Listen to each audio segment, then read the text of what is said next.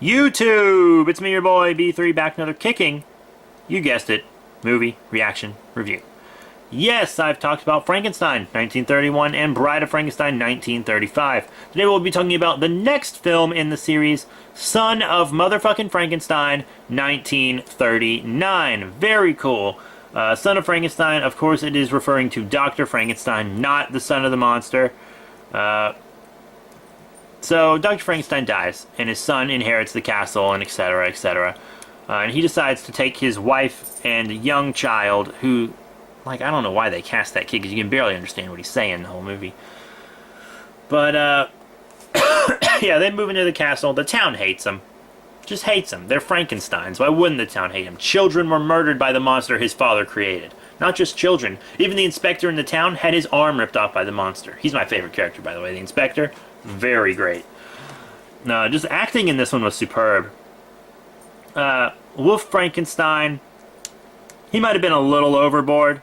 Like in these old movies, everyone's always overacting because they're still used to the silent era, you know what I'm saying? Because you had to overact when there was no audio. But he just overacts a little too much. You know, the overacting is kind of charming, but he does it a little too much. Bela Lugosi's in this film. He plays Igor, which is really awesome. Igor is the real monster in this movie, though. And the son of Frankenstein is like, oh, I have no intention of reviving my father's experiments. But then Igor shows him the monster, and he's like, well, I mean, I'm a scientist. I can't just destroy it. Also, he wants to clear his father's name. So he's going to try to use the monster for good, to like study the monster, and try to make people as strong and healthy as the monster, basically. He's a medical doctor. Excuse me. It really doesn't work out. Once he revives the monster, Igor sends it to kill people he doesn't like. Has him kill the two people left from the burgermeisters the burgers, that hung him, that had Igor hung, and his neck broke. He was pronounced dead, but he was revived. So, you know, he's roaming free now, I guess.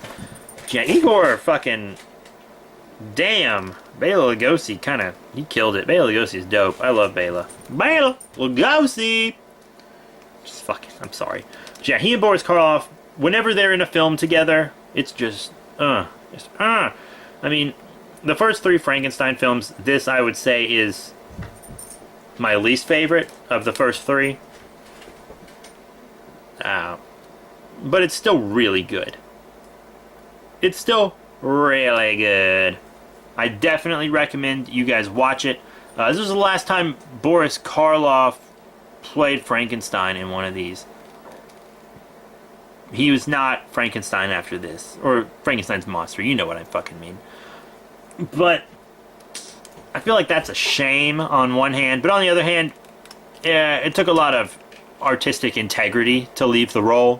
One, avoiding typecast, I guess, but the real reason he said he avoided it was because he felt there wasn't any story left after Son of Frankenstein. To be honest, there kind of isn't. This Frankenstein's monster... My cat is going crazy right now. This Frankenstein's monster is part of the Universal monster movie universe. Everyone's like, oh, Marvel did it first, Marvel did it first. No, Universal and Toho had both done it way before Marvel. Toho did it with Godzilla, and Universal did it with Frankenstein, Dracula, Wolfman. One of the movies I'll be talking about is Frankenstein meets the Wolfman.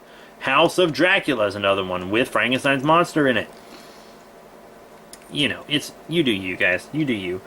But it's a very good movie. Check it out. Definitely watch Frankenstein and The Bride of Frankenstein first. But Son of Frankenstein, 1939. My reaction is, hell yeah, that's dope. My cat just tore the curtains down.